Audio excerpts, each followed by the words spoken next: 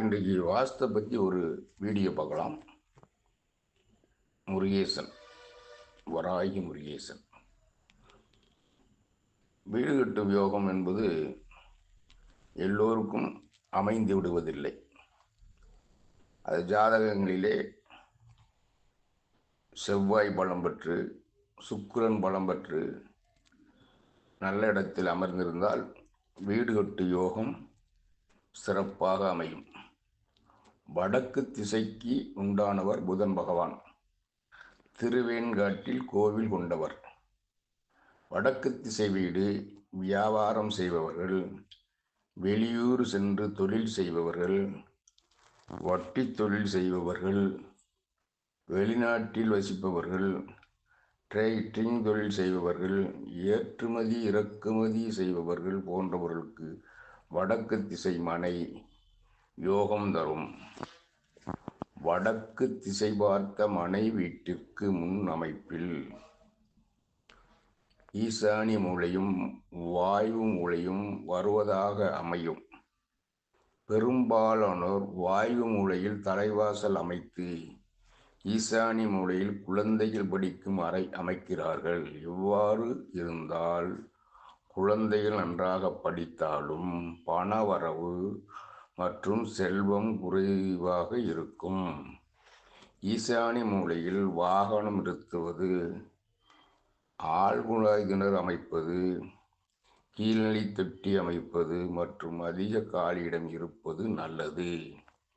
வடமேற்கு மூலையில் கழிவறையும் பாத்ரூமும் இருப்பது விசேஷம். மேலும் வாயு மூலையில் விருந்தினர்கள் அறை அமைக்கலாம். அக்கினி மூலையில் சமையல் அறை அமைத்து, கன்னி மூலையில் பிரதான படுக்கை அமைத்து மேல் வாட்டர் டேங்க் அமைப்பது நல்லது. ஜாதகத்தில் புதன் ஆட்சி உச்சம் பெற்றிருந்து கேந்திர ஸ்தானங்களில் இருந்தால் வடக்கு திசை மனை யோகம் தரும். லக்கணத்திற்கு, ஜனனகால ஜாதக லக்கணத்திற்கு புதன் பகவான் 6, 8, 12 அமர்ந்து அல்லது புதன் பகவான் நீச்சம் பெற்று அமர்ந்திருந்தால் வடக்கு திசை மனை யோகம் தராது. ஜென்ம புதனுடன் கோச்சார குரு சந்திக்கும் காலங்களில் மனை வாங்கும் யோகம் உண்டாகும். கோச்சாரத்தில் சனி பகவான்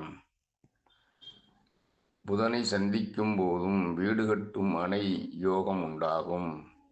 வீடு கட்டும் போது தாய் மாமனார் வழியிலே, தாய் வழியிலே உதவி செய்பவர்கள் வருவார்கள்.